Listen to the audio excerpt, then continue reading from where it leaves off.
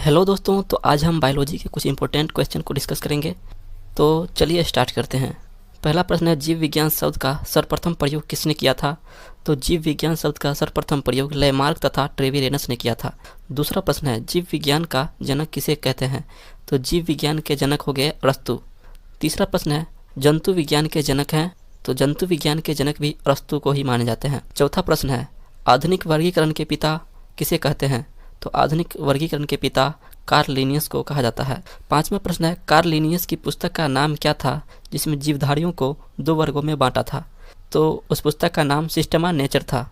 छठा प्रश्न है, वनस्पति विज्ञान का जनक किसे कहते हैं? तो थियोफ्रेस्टस को वनस्पति विज्ञान के जनक कहते हैं। सातवां प्रश्न है, वैज्ञानिक नामकरण में पहला व दूसरा शब्द क्या होता है? तो वैज्ञानिक नामकरण में जो पहला शब्द होता है वो वंश का नाम होता है तथा दूसरा शब्द होता है वो जाति का नाम होता है।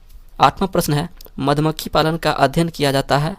तो वो एपीकल्चर के अंतर्गत किया जाता है। नौवां प्रश्न है, रेशम कीट पालन के अध्ययन को क्या कहते हैं? तो रेशम कीट पालन के अध्ययन को सेरीकल्चर कहते हैं। 10वां प्रश्न है, मत्स्य पालन के अध्ययन को क्या कहते हैं?